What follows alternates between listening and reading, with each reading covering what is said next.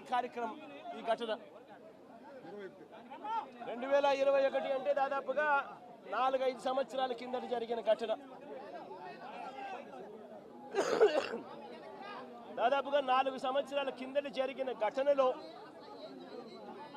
ఈరోజు topic divert చేసేందుకు 4వ తారీఖు రాత్రిన సురేష్ను, దళిత ఎంపీని, విజయవాడ డిప్యూటీ మేయర్ భర్తను అరెస్ట్ చేస్తారు. నేను అడుగుతా ఉన్నా, సూటిగా నేను ఒక ప్రశ్న అడుగుతా ఉన్నా. ఆ రోజు ఏం జరిగింది? తెలుగుదేశం పార్టీకి సంబంధించిన అఫీషియల్ స్పోక్స్ పర్సన్ పట్టాభి అనే వ్యక్తి ఆ రోజు సిట్టింగ్ ముఖ్యమంత్రిగా ఉన్న అప్పట్లో సిట్టింగ్ ముఖ్యమంత్రిగా ఉన్న వ్యక్తిని బోసుడీకే అని తిట్టాడు. బోసుడీకే అంటే ఏమిటో తెలుసా? తెలుగుదేశం పార్టీ కార్యాలయంలో తెలుగుదేశం పార్టీ అధికార ప్రతినిధి ముఖ్యమంత్రిని ఆ రోజు అన్న మాట లంజా కొడక అని.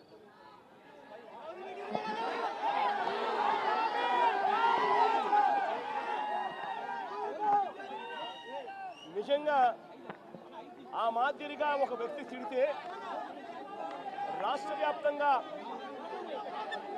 ఆ ముఖ్యమంత్రిని ప్రేమించే వాళ్ళు, వైఎస్ఆర్ కాంగ్రెస్ పార్టీని అభిమానించే వాళ్ళు, రాష్ట్ర వ్యాప్తంగా ఉన్న వాళ్ళందరికీ కూడా కడుపు మండగా ఎవరైనా చెబితేనే వాళ్ళు వచ్చి చేస్తారా? కడుపు మండిన వాళ్ళు ఈ అన్యాయాన్ని చూడాలనుకునే వాళ్ళు, చూడకూడదు అని అనుకునే వాళ్ళు కొంతమంది తెలుగుదేశం పార్టీ ఆఫీస్ దగ్గరికి వెళ్ళి నాట్ సర్వ్ ద పర్పస్ కాబట్టి 41A ఇచ్చి కోర్టుకు హాజరుపరచడం కూడా జరిగింది. మన ఇంత నిబద్ధతతో ఆ రోజు మేము అడుగులు వేసాం. ఇంత నిబద్ధతతో ఆ రోజు నిబద్ధతతో అడుగులు వేసి వాళ్ళందరినీ కూడా హాజరుపరిచి 41A కింద వాళ్ళందరికీ కూడా నోటీసులు ఇచ్చి వాళ్ళందరినీ కూడా కోర్టు ప్రొడ్యూస్ చేసి నేను అడుగుతా ఉన్నా, ఈరోజు సురేష్ కానీ లేకపోతే వీళ్ళు అరెస్ట్ చేసిన డిప్యూటీ మేయర్ హస్బెండ్ కానీ వీళ్ళల్లో ఏ ఒక్కరైనా కూడా ఆ రోజు కనీసం లొకేషన్లో ఉన్నారా? వీళ్ళ సెల్ ఫోన్లు ఎక్కడున్నాయో ట్యాగ్ చేస్తే తెలీదా? తెలుగుదేశం పార్టీ ఆఫీస్లో సీసీ కెమెరాలు ఉండవా? ఆ సీసీ కెమెరాలు కుట్టి చూస్తే తెలీదా? మరి అలాంటప్పుడు వీళ్ళెవరూ లేనప్పుడు 4 ఏళ్ల తర్వాత జరిగిన ఘటనలో మీరు ఇష్టం వచ్చినట్టుగా ఇప్పుడు మళ్ళీ దాన్ని తవ్వి దాంట్లో ఫాల్స్ విట్నెస్లను జోడు చేసి దాంట్లో ఉన్న వాళ్ళందరినీ భయపడిచి ప్రలోభాలు పెట్టి వాళ్ళతో లేనిపోని పేర్లన్నీ రాయిచేసి మీరు ఇష్టం వచ్చినట్టుగా నువ్వు అరెస్టులు చేయడం మొదలు పెడతా ఉన్నావు. రాష్ట్ర వ్యాప్తంగా కూడా ఇదే జరుగుతూ ఉంది. ఈ ఒక్క కేసే కాదు, ఇదే మాదిరిగానే రాష్ట్ర వ్యాప్తంగా కూడా జరుగుతూ ఉన్నాయి. పోలీసులు ఏ స్థాయికి దిగజారిపోతా ఉన్నారు అనంటే అటువంటి పాత కేసులలో కావాలని వీళ్ళే తప్పుడు సాక్ష్యాలు క్రియేట్ చేస్తూ ఉన్నారు. విట్నెస్లను వీళ్ళే బెదిరించి, వీళ్ళే ప్రలోభపెట్టి, వీళ్ళే తప్పుడు పేర్లు ఇరికిచ్చి, వీళ్ళే కేసుల్లోకి తీసుకొచ్చే కార్యక్రమం చేస్తూ ఉన్నారు. నేను అడుగుతా ఉన్నది ఒకటి, ఒక తప్పుడు సాంప్రదాయానికి మీరు నాంది పలుకుతా ఉన్నారు. ఇదే గన కొనసాగితే నేను చెప్తా ఉన్నా, మీ ప్రభుత్వం ఎల్లకాలం ఉండదు.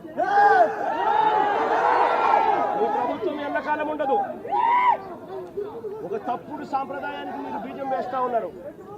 ఇదే తప్పుడు సాంప్రదాయం ఒక సునామీ అవుతుంది. రేపొద్దున మీ నాయకులందరికీ కూడా ఇదే గతి పడుతుంది. ఇదే జైల్లోనే మీరంతా కూడా ఉంటారు. ఇది కూడా గమనించుకోండి అని చెప్తా ఉన్నా. ఒక తప్పుడు సాంప్రదాయానికి మీరు నాంది పలుకుతా ఉన్నారు. ఒక తప్పుడు పద్ధతికి మీరు నాంది పలుకుతా ఉన్నారు. మార్పు తెచ్చుకోకపోతే మాత్రం రెడ్ బుక్లు మీరు ఒక్కరే పెట్టుకుంటారని చెప్పి మీరు అనుకుంటున్నారేమో. రెడ్ బుక్ పెట్టుకోవడం అన్నది చాలా సులభమైన పని. మనం మీ విలేకరు కృష్ణకి చెప్పి కృష్ణ నువ్వు ఒక రెడ్ బుక్ మెయింటైన్ చేయాలంటే కృష్ణ కూడా మెయింటైన్ చేస్తాడు ఒక రెడ్ బుక్. ఈ పేరేం పేరన్నా? రవికి చెప్పి రవి నువ్వు ఒక రెడ్ బుక్ మెయింటైన్ చేయ రవి అని అంటే రవి కూడా మెయింటైన్ చేస్తాడు. అదే పెద్ద ఘనకార్యం కాదు, గొప్ప పని కాదు. ఆ తర్వాత రెడ్ బుక్ లో పెట్టిన పేర్లన్నీ చూసుకొని వాళ్ళని ఇరికించడము, వాళ్ళ ఇళ్ళను ధ్వంసం చేయడము, వాళ్ళ ఆస్తులను ధ్వంసం చేయడము, వాళ్ళ మీద దొంగ కేసులు పెట్టడము, ఇదే ఒక పరిపాలన కింద రాజ్యాధికారం చేయడం మొదలు పెడితే మాత్రం రాజ్యాధికారం ఎలా ఉంటుంది అంటే ఇప్పుడు చంద్రబాబు నాయుడు గారి పాలన ఎలా ఉందో అలా ఉంటుంది. చంద్రబాబు నాయుడు గారి ప్రభుత్వం వచ్చి మూడు నాలుగు నెలలు కూడా కాయిపోలా. ఈ 3-4 నెలల్లో చంద్రబాబు నాయుడు గారి పరిపాలన ఎంత దారుణంగా ఉంది అని అంటే నిజంగా నాకు ఆశ్చర్యం కలిగించే విషయాలు, ఆశ్చర్యం కలిగించే విషయాలు కనిపిస్తాయి. ఇదే పెద్ద మనిషి చంద్రబాబు నాయుడు గారు ఎంత రెడ్ బుక్ పాలనలో నిమగ్నమై ఉన్నాడు అనంటే, పరిపాలన ఎంత గాలికి వదిలేశాడు అనంటే, ఇదే పెద్ద మనిషి చంద్రబాబు నాయుడుకు తుఫాను వస్తా ఉంది అని సంకేతం తెలుసు. బుధవారం నాడే తుఫాను, శుక్రవారం సాయంత్రం నుంచి తుఫాను రాబోతా ఉంది, భారీ స్థాయిలో వర్షాలు పడతాయి, అతి భారీ వర్షాలు కురుస్తాయి శుక్రవారం సాయంత్రం నుంచి అని తనకు అలర్ట్ వచ్చింది. బుధవారం నాడే చంద్రబాబు నాయుడు దగ్గర బుధవారము, గురువారము, శుక్రవారం మధ్యాహ్నం దాకా టైం ఉండేది.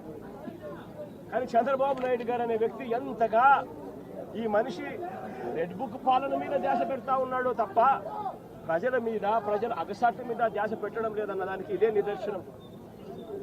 2.5 రోజు టైం ఉన్నా కూడా, బుధవారము, గురువారము, శుక్రవారం మధ్యాహ్నం దాకా టైం ఉన్నా కూడా చంద్రబాబు నాయుడు గాలికి వదిలేశాడు ప్రజలు.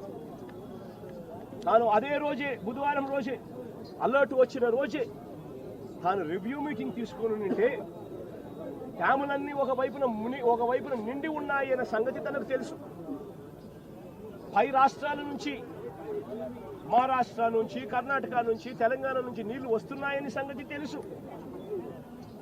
మాన్సూన్ వల్ల అటు పై రాష్ట్రాల నుంచి వరదలు వస్తూ ఉన్నాయనే సంగతి తెలుసు. మన రాష్ట్రంలో కూడా తుఫాన్ రాబోతా ఉంది అనే సంగతి కూడా తెలుసు. మన అలాంటప్పుడు చంద్రబాబు నాయుడు ఏం చేయాలి? బుధవారం రోజు రివ్యూ తీసుకుని రెవెన్యూ సెక్రటరీని, చీఫ్ సెక్రటరీని, ఇరిగేషన్ సెక్రటరీని, హోమ్ సెక్రటరీని వీళ్ళందరినీ కూడా పిలిచే కార్యక్రమం చేయాలి. వీళ్ళందరితో రివ్యూ తీసుకుంటే వీళ్ళందరూ ఆ తర్వాత కలెక్టర్లతో వెళ్ళి కలెక్టర్లతో వీళ్ళంతా కూడా చేయాల్సిన పనులు చేస్తారు. ఇరిగేషన్ సెక్రటరీ ఉన్న డ్యాములను ఖాళీ చేయిస్తాడు. శ్రీశైలంలోను, నాగార్జున సాగర్లోను, పులిచింతల్లోను 3 డ్యాముల్లోనూ కనీసం ప్రతి డ్యామ్లోనూ ఒక 25-30 టీఎంసీలు తగ్గించుకుంటూ వచ్చి కనీసం ఒక 80-90 టీఎంసీలు మేరకు తగ్గించి ఈ 3 డ్యాముల్లో కలిపి ఒక ఫ్లడ్ కుషన్ మెయింటైన్ చేస్తాడు ఇరిగేషన్ సెక్రటరీ. దానివల్ల పైనుంచి వచ్చే నీళ్లను, ఇతర రాష్ట్రాల నుంచి వచ్చే నీళ్లను, ఈ ఫ్లడ్ కుషన్ ఉంది కాబట్టి నీళ్లను అక్కడే ఆపిండొచ్చు. రెవెన్యూ సెక్రటరీ వెంటనే రిలీఫ్ క్యాంపులు ఏర్పాటు చేస్తాడు. ఆ రిలీఫ్ క్యాంపుల్లో ఏర్పాట్లు బాగున్నాయా లేదా, రిలీఫ్ క్యాంపులు ఎక్కడున్నాయి, ఎక్కడ పెట్టాలి, ఆ రిలీఫ్ క్యాంపుల్లో ఏర్పాట్లను పర్యవేక్షిస్తాడు రెవెన్యూ సెక్రటరీ. హోమ్ సెక్రటరీ లోతట్టు ప్రాంతంలో ఉన్న వాళ్ళందరికీ ఇన్ఫార్మ్ చేసి వాళ్ళందరికీ కూడా చెప్పి ఇలా తుఫాన్ రాబోతా ఉంది అని చెప్పి వాళ్ళందరినీ షిఫ్ట్ చేసే కార్యక్రమం హోమ్ సెక్రటరీ చేయిస్తాడు. మరి నేను అడుగుతా ఉన్నా, ఇదే పెద్ద మంచి చంద్రబాబు నాయుడు ఇవన్నీ చేశాడా అని అడుగుతా ఉన్నా. మరి ఇవన్నీ ఎందుకు చేయలేదు చంద్రబాబు అని అడుగుతా ఉన్నా. ఇవన్నీ చేయకపోవడం వల్ల, ఫ్లడ్ కుషన్ ఏర్పాటు చేయకపోవడం వల్ల ఆ నీళ్లు పై నుంచి వచ్చే నీళ్లు కింద పులిచింతల కింద